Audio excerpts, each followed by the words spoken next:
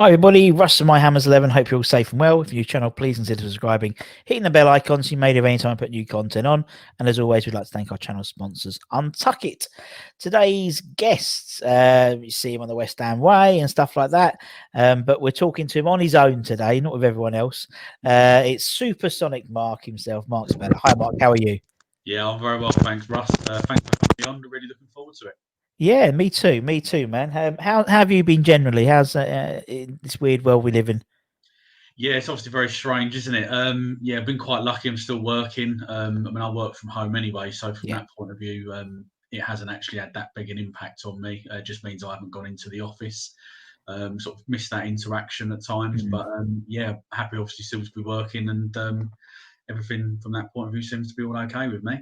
Yeah, exactly. I mean, if people got the health and they're still working, that's all you can hope for at this time, isn't it? But yeah, no, it's one of those, I'm the same as you. It's like working from home. I think I've been in the office twice since February, Yeah, something like that. So yeah, it is, but I think it's going to be the new norm, isn't it? I think the whole office working environment, I think, is it's all been flipped on its head a little bit now. I mean, my company were a little bit hesitant for people working from home, before all this happened, and it was almost forced in their hands to do it, and it works. So, they sort of hopefully keep it going. So, no, yeah, it's all about being in routine, isn't it? I think that's the trouble with people working from home. You could easily get, too distracted and that working longer than you normally would do, that type of thing. So, my wife particularly, I have to shout at her to switch her computer off sometimes because it's like it's getting silly. It's getting silly now. So, but yeah, no, yeah. it's Oh, sorry. I was just going to say, me and my partner, we just had our first baby in September. oh, So again, as well, my hours of which has been absolutely great. So it's obviously a bit strange, we're still missing out on stuff, but like with the mum and baby groups and all that sort of stuff. But yeah.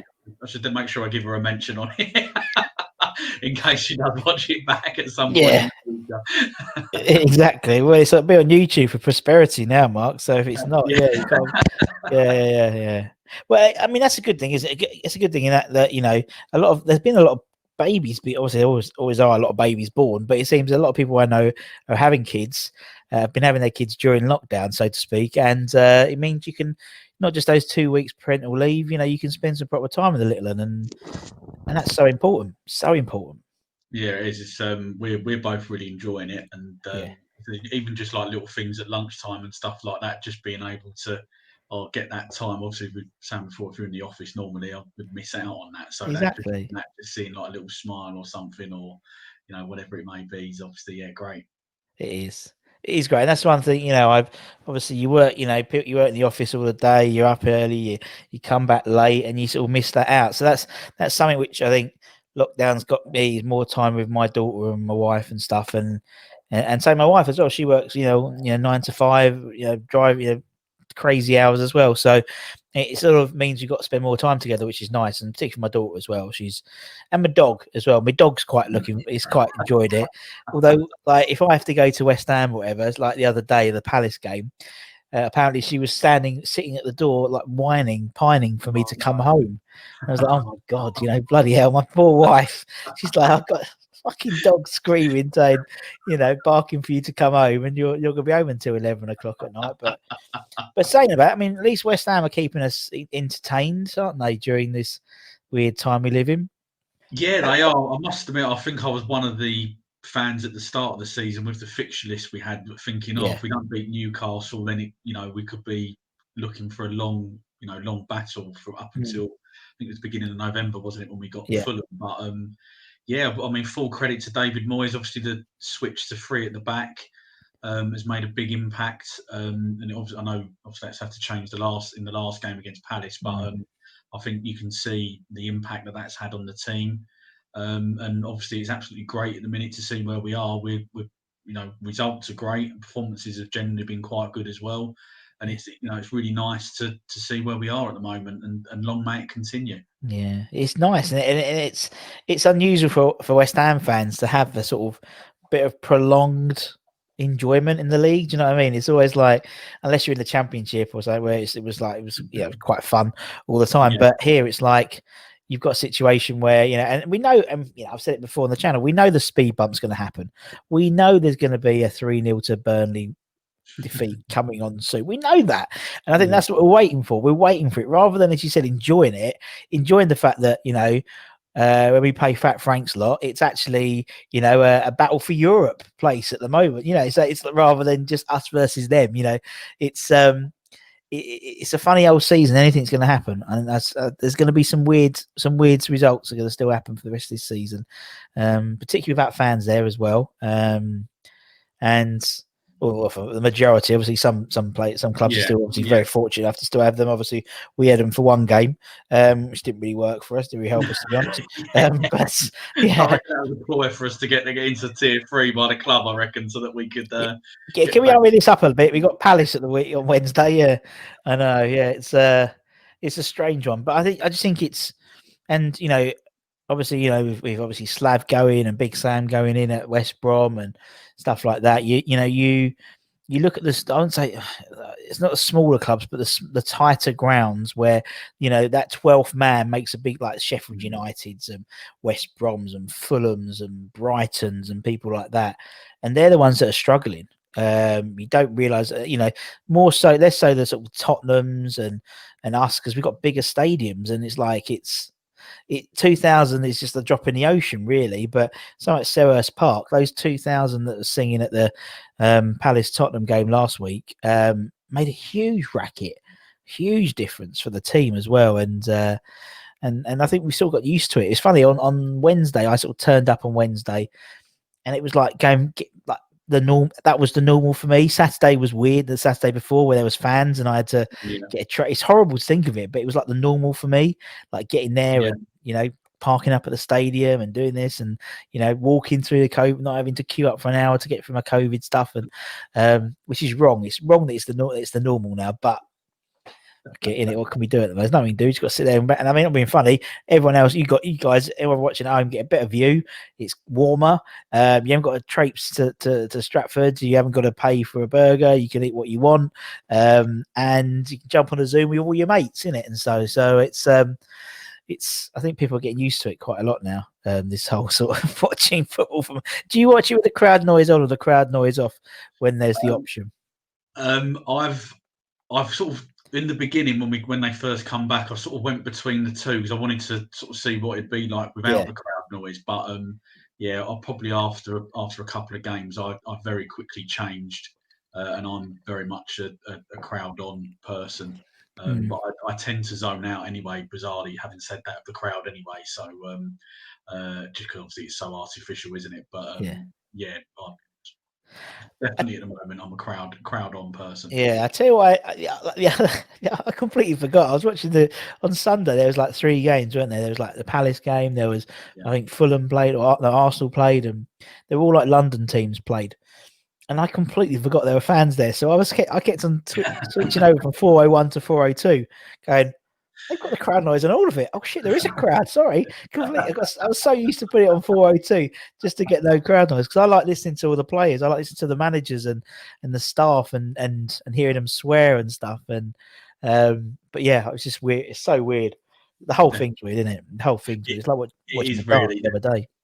It is, and hopefully sooner rather after they've done this with the 2000, but hopefully fingers crossed that come the new year we might be able to sort of get back to a little bit more of a reality where we are all allowed back in at some point.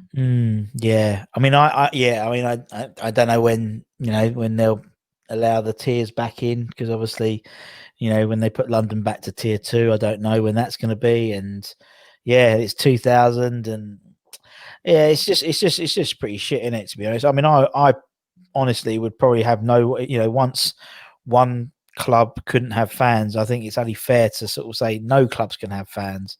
I can see both sides of the argument. Do you know what I mean? I can see both sides of, I had this debate with like Jimmy Walker randomly. We had it on his channel, and he was saying that Ipswich, Suffolk itself had like a really low incidence rate of infection, so why should they be put in the same bracket as someone else? And I was like, well, yeah, I agree. I understand that totally. I totally understand that. But in the same way, football is about level playing field, isn't it? Really. And yeah, you have done very well. So therefore you can have 2,000 fans. But unfortunately, someone in I don't know, Colchester now, to be honest, for example, Yeah. they can't, and it's just because the football team will have a disadvantage because the surrounding area has a high infection rate. I can see both sides, but it's I'd rather have no one than like everyone has no one rather than a few, because obviously Liverpool are going to benefit for that for the time being until everything moves around. Although I think a lot of the other ones are going back into tier 3, aren't they, soon? And so, I don't really understand it, but yeah, that's my opinion. That's my learned opinion. There we go. Russ has said it. It has to happen, right? Anyway, right. So the first question I always ask everyone 10 minutes into the interview is: we can see the display, we can see the shirts. Can you fit in those all those shirts? Can you? That's the question. The 100th, the centenary year shirt I bought recently. Yes. And so the Dr. Martens feeler one on the end, that's also been bought recently. But the Dagenham Motors one, that's not an original from the time, but yeah, they are all definitely adult sizes. When I bought some of them ones, and when I bought some of those hooky ones, it's like the sizes aren't right, are they? It's not. That's not. I mean, that's not a double XL. Honestly, I've had to give it to my mate who's like a medium. It's like nah, like that Dagenham Motors feeler one. I can see on your left rather. Yeah, that's nah. The one I got is like no. And I blame Ryan Archer from West Ham Fan TV because he recommended them to me. It only cost 20 quid, but you know what I mean? Yeah. But I can't wear it. And then, I've managed to find like loads of older ones because that's what you do during lockdown. You did all the sorting out your cupboards and crap like that. And I put them all in a wardrobe in here. And yeah, some of them have got like, I was like, oh, how old's this shirt? And on the back, it's got like 30. So no, that's at least 9 years old or 8 years old. No, 9 years old. No chance getting in that one. No chance getting that one. The years have not been kind to me. And some of them, but it's different cuts, isn't it? You don't realize how all the cuts are really different. And even now, the shirts, like this season's shirts, the cuts are really different. And it's bizarre, isn't it? Like some of those other shirts, like that pony one, for example, that cut is different to, that's my excuse anyway. No, I definitely agree with that. And I think the pony one seems to be a little bit bigger than the feeder one. And it's just like, oh, right, okay. But yeah, no, as I say, they all definitely are adult sizes. Although some of my friends would say that I'm only little, that I probably could still get in my the child sizes. Yeah. That's my excuse. And my wife goes, oh, that should really fit you, Russ. Well, it's a slim cut. It's a slim cut. What about that one? Is that normal? Yeah, it's actually relaxed, but no, it's normal. It's a normal cut. That's why, So, so anyway, well, come January, that's it. Start again. Lose some weight in January. Anyway, it's not like I haven't had an opportunity to do it for the last like 6-9 months or whatever. But no, January, yeah, start January. Anyway, so why are you a West Ham fan, Mark? That's the question. Why are you not talking about my waistline, but why are you a West Ham fan, man? I think like a lot of West Ham fans, it's a family thing. Yeah. I was born into it really. So on my mum's side, my nan was born in Barking. And also on the same side, my granddad could have been an Arsenal supporter because he was born in Highbury, but fortunately he didn't like football, so I managed to avoid that one. And then on my dad's side, he was born in Woodford Bridge, and his dad, so my granddad, he was born in Woodford, and they were his local team, so that's how he got involved. And then obviously it just got passed down to myself and my brother as well. So yeah, ever since I've been diehard really. Yeah, and that's it. Yeah. Do you remember your first game at West Ham? Yes, I do. So my first game was on the 6th of October, 1990. So Billy Bonds' first full season in charge as manager. We played Hull City. We won 7-1. Which I thought was as a 5-year-old, I thought this was the norm. I wish I knew that at the time. That wasn't always going to be the case. Obviously, managed to see Steve Potts' one and only senior goal, which I'm still not sure how it trickled over the line after the goalkeeper's fumble. And thoroughly enjoyed my day. I think I was already quite diehard even at that young age, or certainly to a 5-year-old anyway, and was I remember after the game was like, oh, I can't wait to go for the next match, and when are we going to go? And I went with my dad, and yeah, just sort of it's just grown and grown really from there, and obviously seen some great results, some indifferent results, and some results that you just think, well, I could see that coming a mile off. So yeah, it's certainly been enjoyable anyway over the last sort of 20, 30 years and so yeah. They keep you entertained, don't they? More than anything. That's what I mean. There's, and that's why I think there's so many. Obviously, you join the stuff for the West Ham fan, West Ham Way TV rather with Corey, and there's obviously loads West Ham fan, and there's Irons United and Club Army and and 3am. And I think the reason why there's so many West Ham YouTube channels is because there's always something to talk about with West Ham. There's always something entertaining. It's always, it's not boring.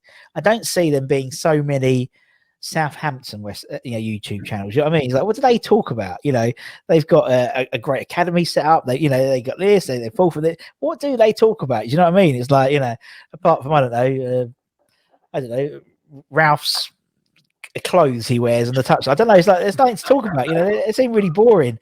Whereas we've always got something to talk about. I think that's why people like listening to West Ham fans, even if they're not a West Ham fan, because we are a very strange bunch of fans. Very strange, I think.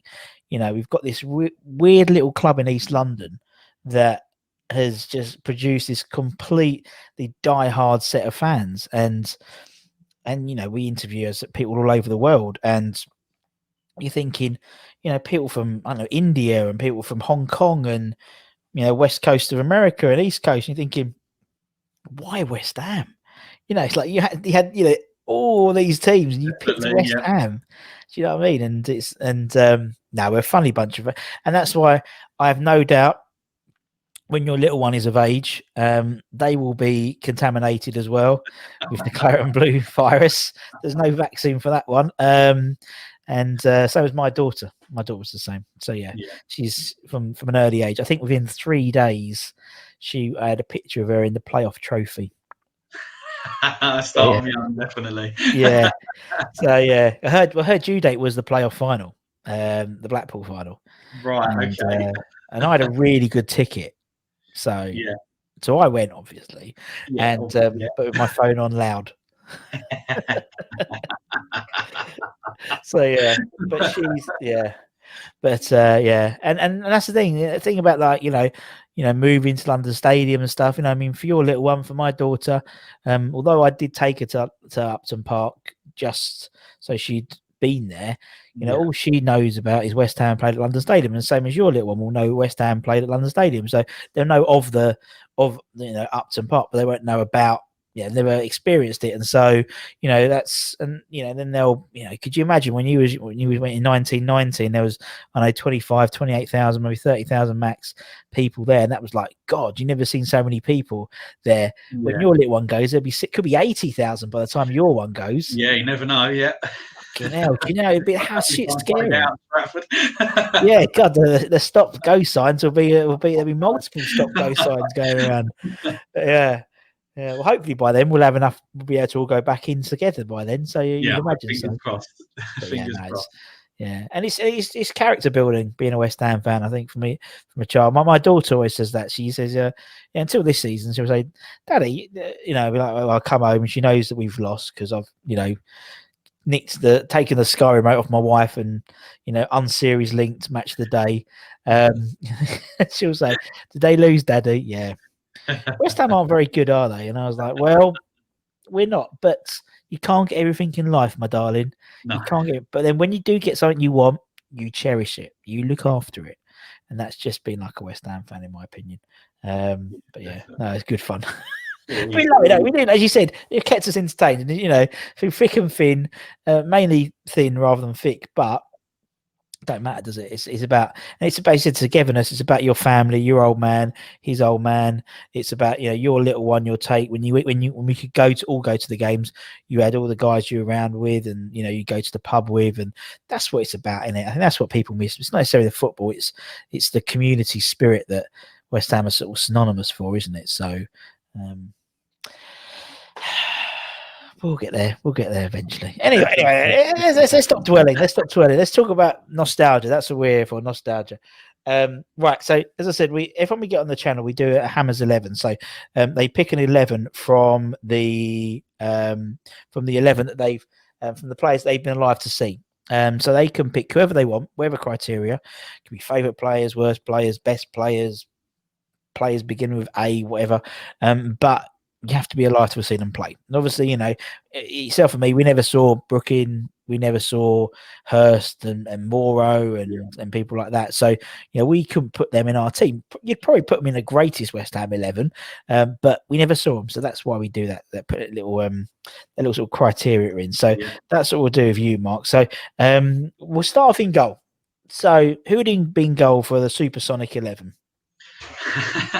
Okay, so I think probably like a lot of people, I've sort of thought about this quite a lot. I've debated different players for every position. I think I've created 3 or 4 different teams, screwed them up. No, I'm not happy with that. So I've finally managed to settle on.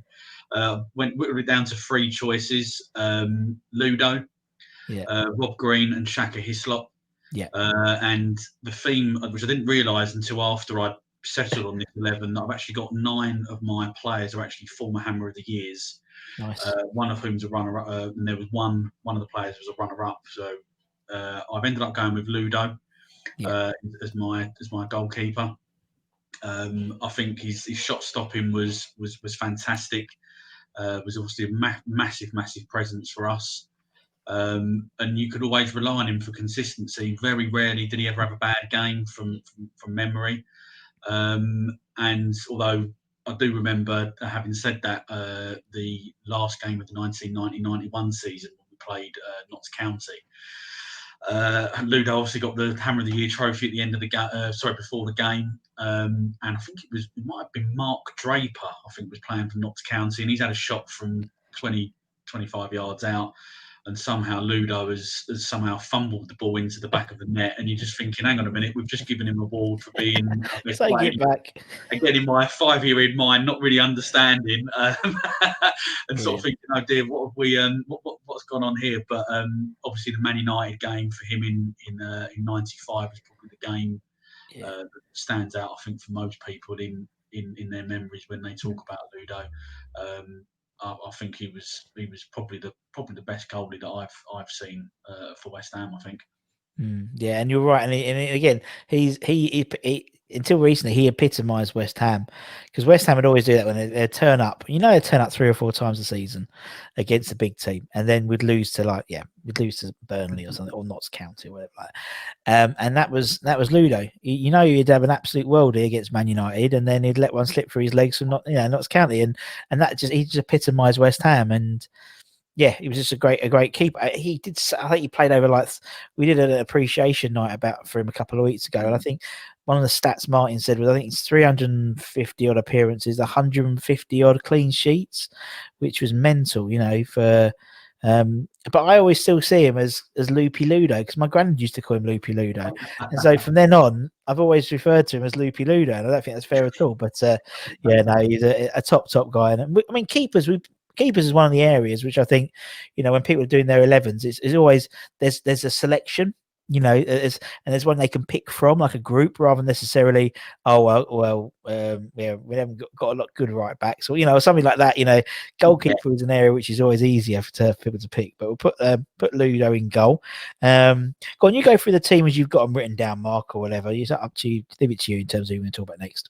Okay, so I've got a sort of a free, I guess you'd probably say a 3-4 free formation. So we're going all out attack here. We're not really worrying too much about defending.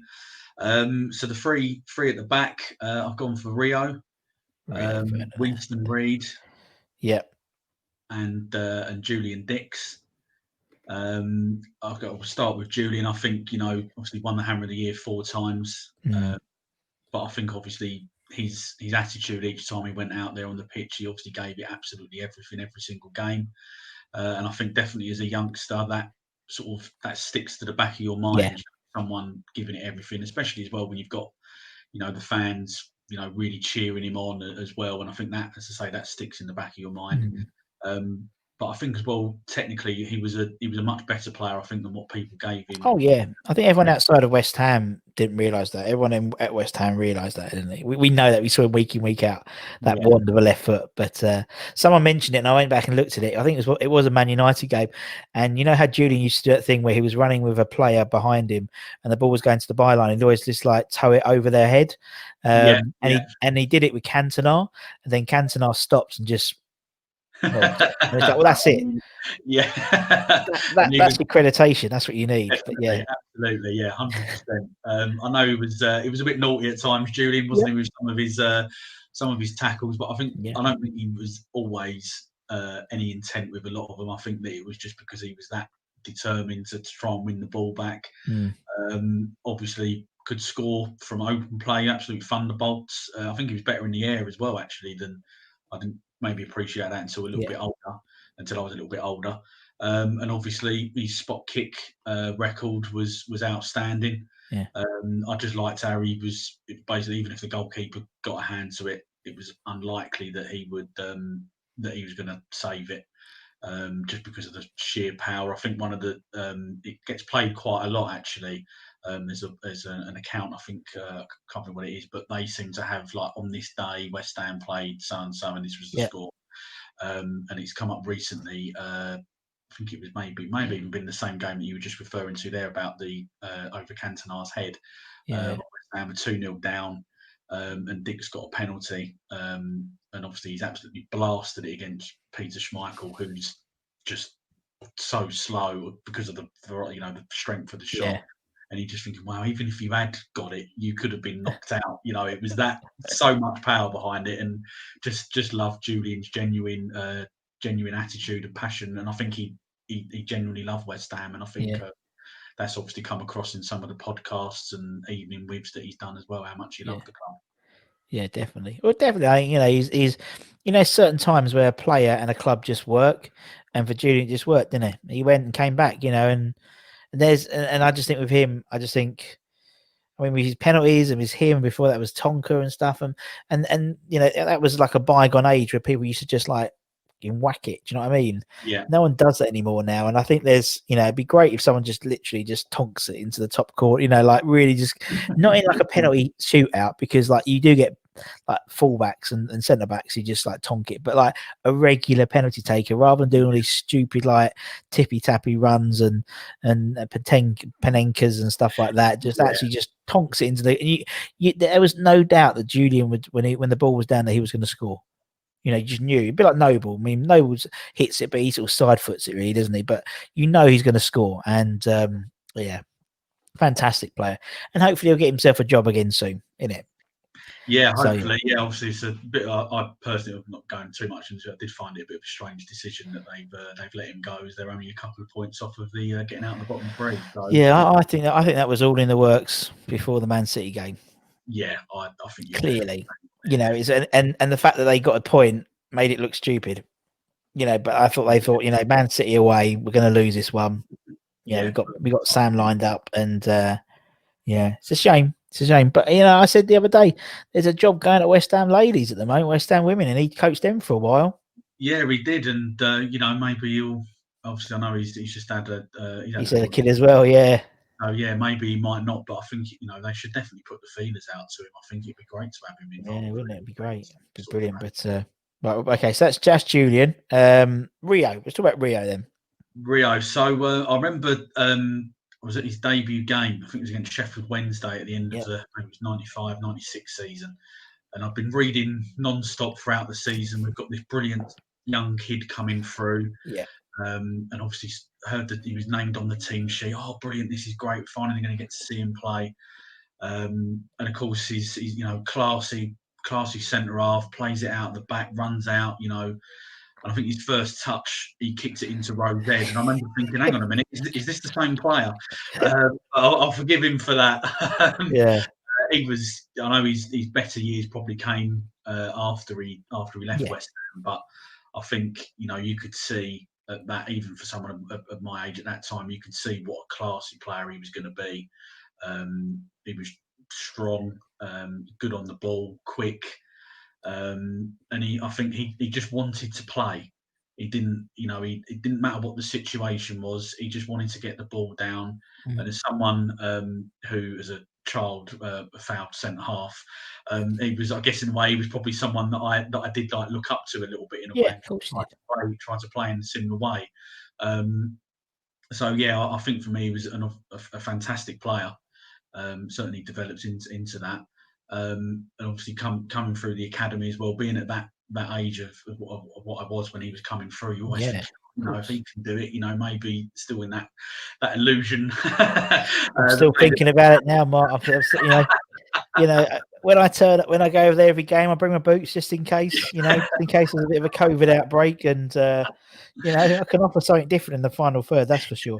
But yeah, no, I know you need about Ria. Yeah, he was just he was just a breath of fresh air to West Ham, wasn't he? Really, in terms of being, that sort of cultured, almost like European type defender. And arguably he was more like that, I think, when he was at West Ham than when he was that at Man United, in my opinion. I think they made him more of a defender at Man United, but he was a better, cultured defender. I think he was fantastic. He had a great career, but it's those sliding doors moments, isn't it? It's like there's other players who are the same way. I think when they played their most free when they were at West Ham because there was maybe less pressure to do that.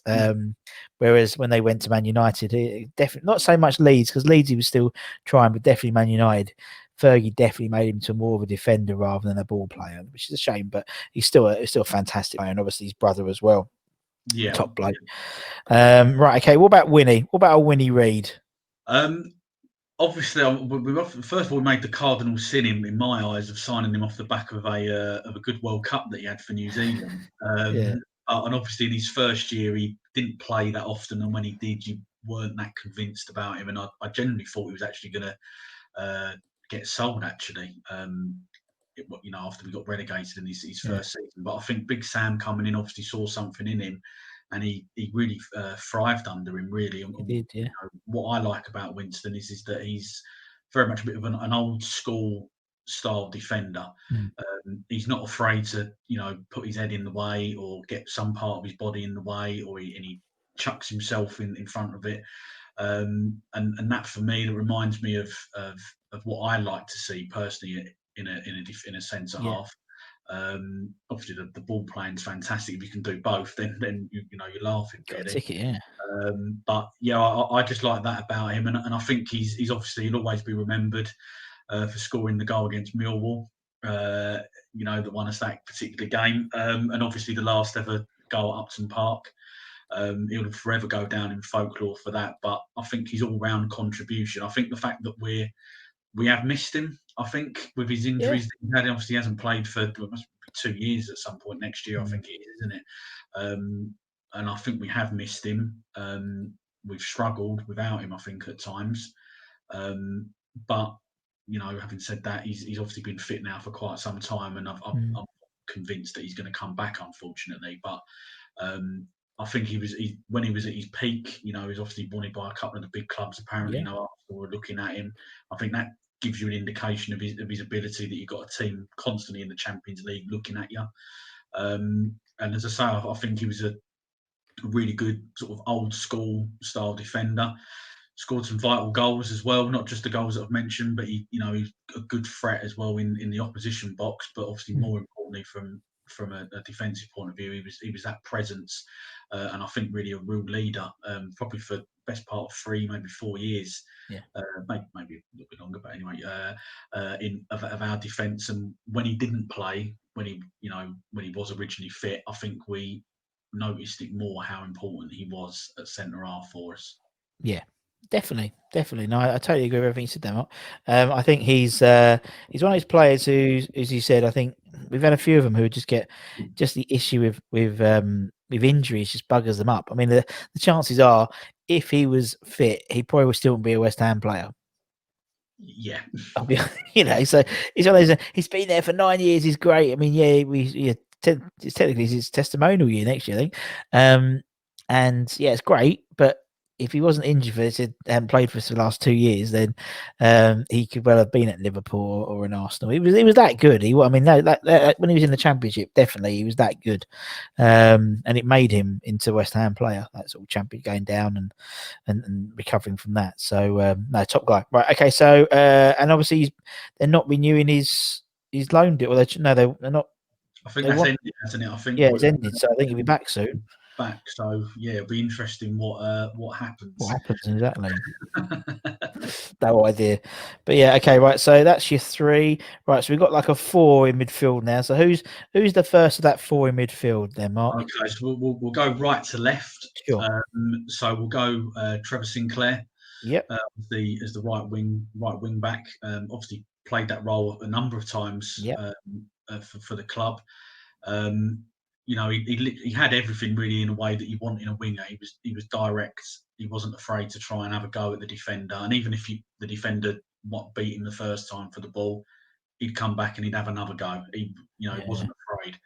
Obviously scored some vital goals. And obviously the famous Di Canio assist against Wimbledon. But I just generally like, even though he was from Blackpool, where he was born and everything. Yeah. He actually felt like that he was actually he'd come for our academy. I think because of how much he loved the club. He obviously, I think you could argue that he had the best years of his career. At West Ham, I think obviously got himself into the England setup and the World Cup squad. And I think he was a hard-working player, but he did have the tricks as well that could go with it. So he wasn't just a luxury player in a way, if that's probably fair to say for him, because he did always put in a shift, and he was obviously part of that attacking team under Harry that every time you went and watched, you always felt with him and Paolo, obviously Joe Cole as well, Lampard, etc. That no matter, even if we let a goal in, you always felt that we were going to get back into the game, that they were going to do something, and you'd be walking down the road with your friends or your parents or whatever, and you'd be going, "Oh, did you see what he did today?" And you'd be talking about it, and even for days afterwards, at that point it was so good. And I always really really enjoyed watching him play. I thought he was a terrific player for us. Totally agree. And I know exactly what you mean about being like sort of one of us type thing. He still very much is one of us. The way he interacts with people on Twitter. Obviously, we've had him on the show. We've had him on a couple of shows, actually. Fair play to him. Yeah. We've had him on 3 shows, I think. We did an appreciation night about him, and just the man himself. So literally, I just texted him and said, "Look, we're doing a night about you." We did one about Johnny Artson the week before, and I was like, "Look, Johnny sent me a little video. Can you just send me a little video, Trevor? I know you're really busy. As you said, he looks like his kid's like under 16, Blackpool, or something like that as well. So he's cuts him about a lot. Dad taxi." He went, "I'll come in. I'll drop in. I'll drop into the show. It'd be funny." And I said, "Yeah, actually, be really." And he didn't have to do that. And then he said, then during the show, he was like, "Oh, do you know, I've got these. I want to give away a shirt. Russ, do you want to sort out a raffle, and we'll do that on like." And I was like, "Yeah," literally, he's a top bloke. Honestly, he's such a lovely guy. Got loads of time for everybody, and particularly West Ham fans. You know that by how he interacts with people on Twitter and stuff. But yeah, he's a top guy, top guy. Big fan of Trevor Sinclair. Right, who's next, man? So we've gone for a current player, and current Hammer of the Year, Declan Rice. Yes, I think he looks a brilliant player for me. He's played already over 100 games in the third, which for someone who's 21 is remarkable, really. I think he's got it all in his game. He's a good passer with the. I think his passing's got better, but he's a good passer with the ball anyway. But I think his range of passing's got better. I think having Souček in alongside him in midfield has actually added an extra a bit more of a box to box element to his game. yes. But he's still obviously primarily a sort of a holding midfield player. I saw something the other day that said he's had 28 interceptions in the league this year, and only Kante at Chelsea is ahead of him. That's not bad to be losing out to him. You'd be quite happy with that, I think. Yeah. And I think his love for the club. I know he obviously come to our academy a little bit later than maybe some of the others that we've over the years, but I think he loves West Ham. He's generally, as I say, I think he's got everything in his game that you would want for a modern midfield player. I don't think he's actually appreciated that much outside of West Ham. No. Yeah. I think that's because of when he plays for England, I think he's a little bit more stifled in how they are set up, but that's obviously another conversation for another day, maybe. Yeah. But for us, he's obviously the best academy player that's come through for quite some time. And I think it's great that we still have that connection. There's a lot of clubs that don't have that, and I think that's still important that we see players coming through. He's obviously the current, flag bearer, so to speak. I think mentioned before his age. He's 21, and he's already he's the captain this season. I mean, again, how many? Not just in West Ham's history, but how many? Across the league. I'd love to know how many players of that age have been that. So I think that's a testament to him, how he is as a person. And I think that the other players within the squad obviously look up to him and totally respect him as well, as not just as a footballer, but I think as a person as well. Yeah, I mean, there was no shadow of a doubt, was there, when like the beginning of the season? Yeah, Deck's going to be probably captain. It's like, he's 21. You've got the former captain of Corinthians at centre back. You've got a Polish captain. I'm pretty sure he captained Poland in Fabianski. You've got all these great players, and no, Declan Rice is going to be it. And I totally agree with Souček. His game's taken a step forward. He's definitely, it's a step up from last season, the season before last rather. And I think, no disrespect to Mark, but I think he didn't have to carry Mark.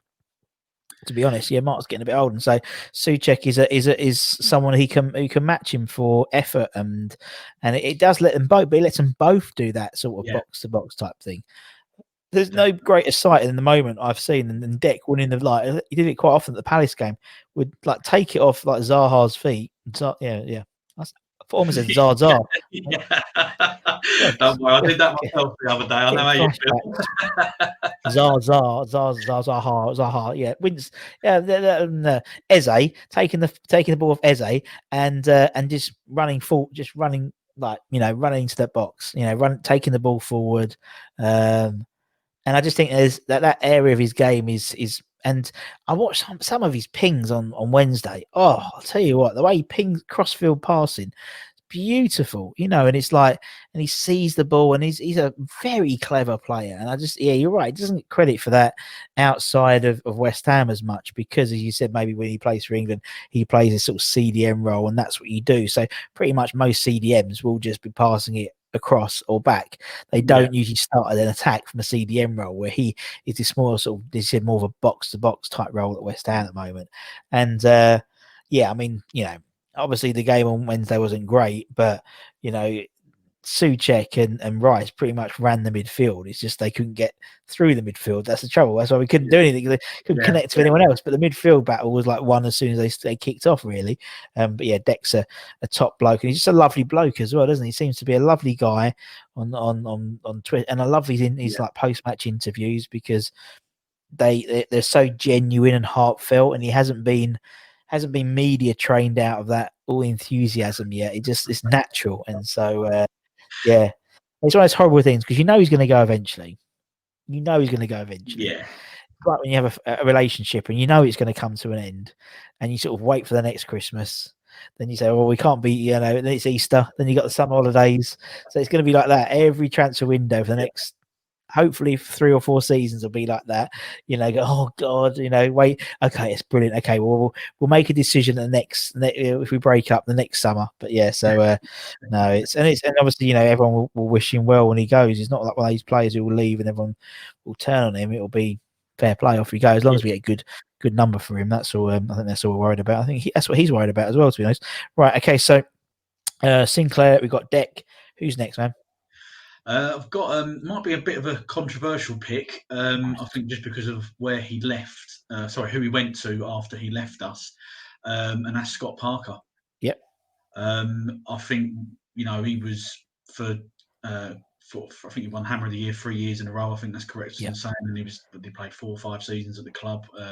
Obviously, fantastic player. Again, a top bloke as well, I think, and how he conducted himself on and off the pitch. And obviously, them 2 seasons or 3 seasons really, where, 2 seasons in a row in particular, where we nearly got relegated under Zola, Yeah. and the season that we did eventually get relegated under Avram Grant. But you wouldn't have known that from how Scott Parker was playing. He played exactly the same way every single week. He Totally. gave, like I was saying before about Julian Dix, he gave it 100%. He didn't leave anything out there on the pitch. Left everything out there on the pitch. I think he was a better footballer than what maybe people gave him credit for in terms of his passing ability. Great tackler. And I think he was definitely appreciated at West Ham. I think it took maybe outside of the club a little longer, maybe to appreciate what he was actually capable of. I think obviously he didn't play when he was at Chelsea, and I think maybe Newcastle. I think they can be very quick to jump on the players' backs there. But obviously for him to get the recognition outside of the club as well with the PFA Player of the Year award, I think tells you what a great player he was. Of course. And obviously defensively he was pretty solid, but obviously he could. I think he was better going forward as well than maybe what he realised as well himself. I think he developed a bit of a niche role in front of our back four, but he did score some spectacular goals and some good individual solo goals as well. And I think he probably doesn't get the respect that he now deserves. As I say, he obviously went to Tottenham, which I understand. He wanted to play for England. He's not going to stay with us in the Championship. That was his time. I think it's a bit harsh for people to disregard him based on that, because I think you have to remember what he did for us when he played, and he gave absolutely everything. I don't think you can't question his commitment at all. No, definitely, and I'm with you, Mark. To be honest, in terms of that, I'm very much pro Parker. Always been very pro Parker, and it frustrates me when people have a sort of a negative view on him, because as a West Ham fan, all you ask is someone to put 100% in with their shirt. When they put the shirt in, they play, they leave it all on the pitch, right? And so, we criticise, Haller or Anderson or these players because they're not putting it on the pitch. Parker, for 4 or 5 years, or whatever, consistent 90 minutes, he would run his socks off for West Ham. Absolutely, yeah. I'd see him sometimes come out the players' car park, and he'd be crawling, literally be limping, because he'd worked so hard. And I mean, to be fair, although he went down that third year, for 2 years, those first two, it wasn't a great West Ham team, and he was carrying them on his back. And because he wanted to go and further his career, and it was Tottenham, but he went to play for England. His dad was a Tottenham fan, and on his deathbed or whatever, he asked to, he promised it, stuff like that. It's like, and then like we talk about Declan Rice, we were literally walking him out the door over. Some fans were. Off you go, Declan. Good luck to you, son. Good luck to you. You're going to Frank. You're going to go to Fat Frank as well. That's okay. That's okay. It's like, it just really frustrates me because he's not revered as he should be. But some people have, you said for me, a lot of people do, but I think there's people who go, oh, we went Tottenham. So what? Michael Carrick went Tottenham, but people like, Martin Peters went to Tottenham.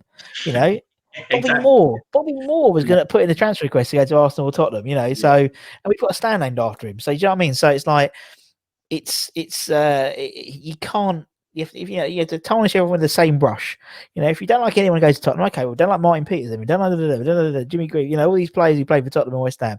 But Billy Bonds, Millwall, you know what I mean? He's like, it's funny. Definitely with Bonzo going there after he obviously what happened with us. Yeah. It gets forgotten about. Definitely. It does. And so, but Scott Parker, he was, if you ever wanted a man to put a shirt on and die for your club, he would die for whatever club he plays on. And, I hope he does well at Fulham. I'd love to see him on the touchline at West Ham one day. I think he'd be really good.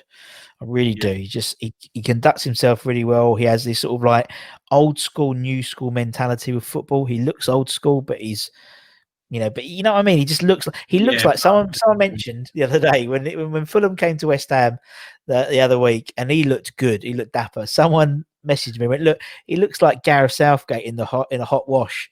And you know what, that's so true. He looks like a mini Gareth Southgate. Why not? Why not next England manager, Scott Parker? I'm getting out there. Right. Anyway, okay, Scotty P. Who's going to be on the left then, mate? We're going with Matty Etherington.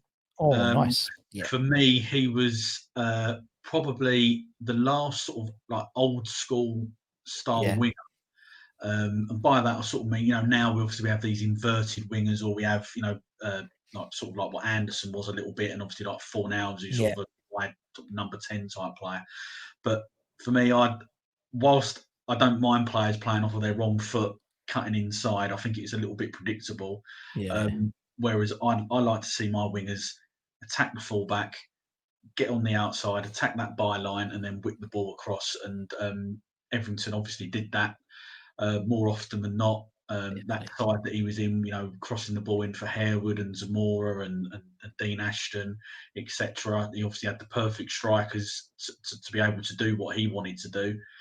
And I must confess, when we first signed him, I wasn't that convinced. I was like, well, I'm not sure about him. But he won me over, and I'm a massive Matty Etherington fan. Took me a couple of months or so. Sure. But obviously Hammer of the Year as well, and I thought we had a very good career for us in the end. It surprised me that he never actually got considered for England. Good chat. I thought at one point that he should definitely have at least been in the mix. Obviously, we all know, with England, always struggle to fill that left-hand side midfield position. It's like, hang on, we've got someone. Why don't you pick him? But he was quick, and that relationship that he had in the 05-06 season with Paul Konchesky, that was brilliant. Them two were dynamite together. Obviously, Matty went off to Stoke soon after. It was good to see, listening to some other podcasts talking about him and how important he was to how they played.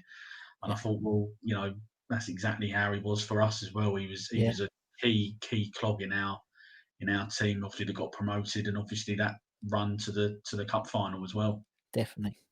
Yeah, and I totally agree. Yeah, he was the last of that sort of the old school winger playing, the right foot for their right side for their right foot type thing. Yeah. I thought he was brilliant. I was a massive fan of his. We had him he came and did a charity thing for us back in September, and he was an absolutely top bloke. Honestly, such a lovely guy, and he just had so much time for West Ham fans, and loved his time. They obviously left for the right reasons, because things weren't looking good for him on the gambling side. But top bloke, absolutely top guy, and he's doing. I think he's doing all his badges and stuff now. They're all doing their badges, they're not there. They particularly now they can't do nothing else at the moment. Might as well take up a new skill in it. Do their professional badges. So fair play. But we love Matty. Right. Okay. Let's go to your front three then. Who's your first front three then, Mark? Okay, so I've gone Paolo, mentioned him obviously before. Sure. Obviously, we were lucky to sign him, I think it's probably fair to say, obviously with the pushing over of Paul Alcock when he was at Sheffield Wednesday. And obviously was one of Harry's, bargain basement signings, really, a couple of million or something like that. He was, and probably still is, the best player that I've seen at West Ham. Maybe a toss-up with the next player that I'm going to that I'll mention in a minute. But Paolo just had everything. Technically he was brilliant. Always picked out a pass. Had a tantrum, I think, in him. That's fair to say. Yeah, totally. Which I think a lot of the top players do have in them. A bit egoistic. Yeah, very egoistic. Yeah. Have you say the word? But he, for me, epitomised Harry Redknapp's teams. Attack. Mm-hmm. But Paolo, obviously, as we've heard all the stories, clearly very professional off the pitch, coming in on his days off to do extra training. Clearly, as fit as a fiddle, and I think that rubbed off on the likes of Rio and Frank Lampard and the rest of it. I remember the goal that he scored against Arsenal. Flicked it up over Keown's head, and obviously, that was the sign of his genius. Obviously, the Wimbledon goal as well that we touched on. honestly don't think there's been a better goal probably scored at Upton Park. That might be certainly in my lifetime, I should say. Just Yeah. anyone comes in with that. Yes, I will do, yeah. I think, and I think as well, it's got to be remembered definitely as one of the greatest goals in the Premier League era. Yeah. If it's not, I'll be very, very surprised if Oh, no, people totally. not in their like sort of top five at the very least. But obviously the other side to him, obviously he could, completely lose the plot. Obviously the famous game against Bradford. Although you look back on the highlights and you are sort of left scratching your head now, well, why did we not get penalties in that game? But obviously, Harry ignored him, kept him on, and he completely turned the game round for us. And he was that good that, I know it's maybe a bit of a cliche, but he was that good that he could win games on his own. Yeah. He really Yeah. was. He was that good. Absolutely loved watching him play. And a bit like what I was saying before about Trevor Sinclair, that Paolo was one of them players that even if we'd lost, he would have done something in the game that you'll be talking about for weeks on end. Do you remember? He's done this outrageous bit of skill or something, and that also, well, for me, was part of the enjoyment of. Sometimes it wasn't obviously you wanted West Ham to win clearly, but we haven't won today, but I've seen this amazing performance from Paolo, Yeah. that made it all worthwhile, really. Yeah, he'd always send you home happy, wouldn't he, with something? Yeah. And that's it. It's like he had these sort of like, he had these different facets, different faces of Paolo. And you came into a game on a Saturday, you didn't know which one was going to come, whether it was going to be the mercurial excellent player, the tantrum kid, a mixture of both. You'd be good. It'd be a good game if you had a mixture of both. But he just entertained you, didn't he? He was just a born entertainer. And as a footballer, as a football fan, yes, you want your team to win, but actually you pay to be entertained. I mean, especially for West Ham, we don't win hardly, won nothing really. So we just want to be entertained, as you said, and he always did that. And every time he came on the pitch, you didn't know what you're going to get. And that's what was exciting about that whole era, that whole Redknapp era with Sinclair, with him, with Bish, with Monks, with Ian Wright, with Neil Ruddock. We had these crazy big personalities, and it was just a really exciting time to be a West Ham fan. It was my most enjoyable time to be a West Ham fan, definitely, without a shadow of a doubt. Just because, as you said, there was always something going on. And yeah, it was absolutely brilliant. And Paolo was the catalyst. He was the spearhead of that crazy time. Right, okay, so we got Paolo in. Who's next then, Mark? Probably another controversial pick, I think, more because of how he engineered his move away from the club, and that's Dimitri Payet. Yeah. Obviously, no doubt in his ability as a footballer. Free kicks, second to none. Always seem to hit the back of the net, or the very, brilliant goals. Obviously, we can remember against Crystal Palace how that still went in that tiny space. I'm still trying to work that one out. And obviously the 30-yarder against Man United in the FA Cup were obviously two standout free kicks that he scored.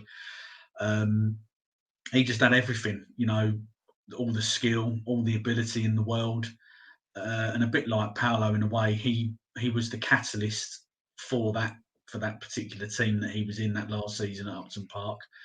Obviously, it's a shame how it ended with him, trying to engineer a move back to France, despite all the, the different contract extensions he got. But if you're looking at it purely and simply as a footballer, for me, it's a toss up between him and Paolo, who are the best two players that I've seen play for West Ham, because I think technically, as I say, he had everything. The goal, one of the goals I can remember in his second season against Middlesbrough. Yeah. I must admit, I'll be honest, sat in the corner where I sit in the east in the Billy Bond stand now, and I'm thinking, shoot, as he was dribbling across the box. To be honest, I actually thought the chance had gone. Because I thought at one point he was actually going to come and join me in the stand. He'd come that far across the box, but he just showed everything about him. Great dribbler, obviously technique there, second to none, but also as well his body strength, but also as well his composure.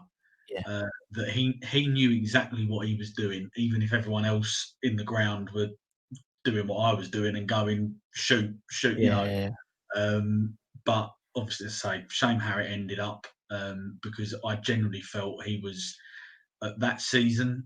He was probably the best player for me in the Premier League at Yeah. that time. I'm not gonna, I don't think that's too high praise for him. No, I totally agree. I do think we probably shot ourselves in the foot a little bit with the recruitment the following season. You think he's played, he's with France, played with Pogba, Griezmann, and all the rest of it, and we're signing, got Toure and Zaza and one or two others. I mean, it doesn't fill you. Certainly didn't fill me with much confidence as a supporter, and I'm sure it probably No. didn't fill much confidence either as a player. Yeah, but I think I totally agree with what you said. I think for me, he's the best technical player I've ever seen at West Ham. I don't think he's the best player because I think Paolo was. So I think you need that entertainment, you need that sort of showmanship. He was, he was technically a superb player, technically probably the best player I think I'm ever going to likely to see at West Ham from a technical perspective. And I think he sort of that year it was you were totally right. I think that year was his year. That year he was the arguably the best player in the Premier League. Bar a couple of dodgy decisions by the referees and the officials that year, we would have been in the Champions League spot that year. No shadow of a doubt. We had the momentum, and he didn't pick a lot. He didn't play a lot of games for us, but he made an incredible impact over those games he did play. And we wouldn't have had that last season at the Bowling if it wasn't for him. It wouldn't have been such a magical season if it wasn't for Dimitri Payet. And I think he'll always have that with his on his resume for West Ham. And people forget, maybe he never originally wanted to come over here. Maybe he always went to stay at Marseille, and they sold him. And or maybe the way he left Marseille is very similar to the way he left us. So if he's got form already, then do you know what I mean? It's like, well, what do we expect? Left ain't going to change their spots over 18 months, are they really? So, but he was a great player. And I think if you look at it from a pure football perspective, it was an absolute joy to watch a player so skillful play for West Ham and do it from day one. I remember the Southend pre-season friendly where he's just turned it. I think he scored a free kick as well, and it was just like, this guy's going to be good. And then you thought, it's just because it's Southend, and then obviously then he played Arsenal, and he just was doing the Rabonas and things from day one. So it's top player. He was top draw. Okay, so Di Canio, Payet, who's going to be the third in this trilogy? It's the only one who hasn't actually won Hammer of the Year or been a runner-up or anything like that. I'm going with Dean Ashton. It was a tough decision. I had John Hartson down at one point. Obviously, we all know how good John Hartson was for that one season, or the 18 months sort of that he had where he kept us up with Paul Kitson, and the following season for him. But I've just gone with Dean Ashton. I just think that technically he was a good, very, very good player. Scored some brilliant individual goals, but also as well scored some typical striker goals as well. Like the tap-ins or the headers as well. It was a good link player as well, which I think is probably going to be needed in this team with Di Canio and Payet. I don't think there'll be too much passing to other players, and obviously, it always seems to be the way. Also, we mentioned Winston Reid before. Another player, unfortunately, who had literally the world at his feet for us. Obviously, terrible injury ruined it, and even in just that brief spell that he had for us. I think if he hadn't got injured, I think he would have had another season. He would have had that season for us, and then I think one of the top four, as it was at that time, would have come in for him, because he had everything that he wanted. He could hold it up, but he could also. I wasn't necessarily the most mobile player, but he could spin in behind. He right foot, left foot. He wasn't afraid. He was always going to have a shot, and for me, he was another notch up from the strikers that we'd had at that time. No due disrespect to Zamora or Marlon Harewood and Teddy, because they were obviously, all three of them in their own way, brought a lot of some great times for us and good memories. And obviously all had their own strengths. But Ashton for me was just the next level up. And I think the love that West Ham fans have for Dean Ashton, I think, can probably be described in potentially two goals.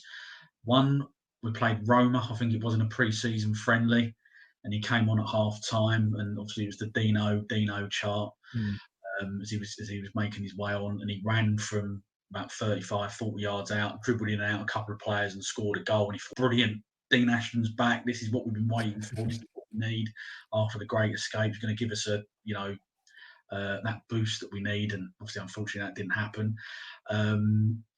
He played that season, didn't he? But and also as well, obviously in Mark Noble's testimonial, that acrobatic goal, just really, as I said before, epitomises really that he was a very, very good, very, very good technical player, and I think he could score all He types. could.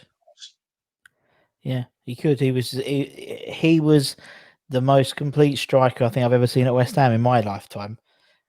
He could do it all. He could do it all. He could hold it up. He could bang it in. He had the skill to probably do a decent free kick out of the box. He could drill it in. He could be that fox in the box. He had a turn of pace to get past defender. He could header. He was brilliant. It was one of those. It was just a typical West Ham thing, wasn't it? Just a typical West Ham thing. We want these players to do well. We want these players to play for England and stuff like that. And then when they do, they get hobbled. That's that. I mean, I don't even watch England play now. I literally just go through the text, making sure that if Deck's playing, that he's been substituted at 65 minutes. Why is that? Oh, he's not injured. Okay, I said I'm not bothered. I don't give a shit. To be honest, I really don't give a shit. But as long as he's not injured, but yeah, no, he was a brilliant player. It's a shame that obviously, as you said, he would have probably ended up being the strike partner for Rooney at Man United in England, and he would have just. People look at Harry Kane. Harry Kane hasn't got a patch on Dean Ashton. No, not a patch. I agree. I think they're probably similar sort of style of players. Yeah, similar build, I'd say, but that was it. Yeah. I think that Dean Ashton, the world literally was at his feet. It was, yeah. In terms of how good he would have and could have been. Obviously, just such a shame, really, that obviously what happened to him in the end. Exactly, and I just think it was just a terrible shame, absolutely terrible shame of him. But anyway, and that's it. That's you'd be first the match of the day, Mark. That's for sure. Not necessarily winning every game. 5-0 one way, 5 the other way next week. But no, it's all good, man. Thank you so much for your time, and obviously the effort has gone into putting that 11 today. I really appreciate the thought process, the agonising decisions you had to make. So cheers, man. It's really, really good. Thanks very much for having me on. It's been a pleasure. Thank you. Cheers, man. Obviously, thanks to everyone else for watching or listening. If it's on podcast or on YouTube, whatever it is, give it a like, give it a share. And until next time, from myself and from Mark, take care, everyone. Stay safe. Wash those hands. Come on, you irons. And we'll see you again very, very soon. Come on, you irons. Come on, you irons. Take care, everyone. Much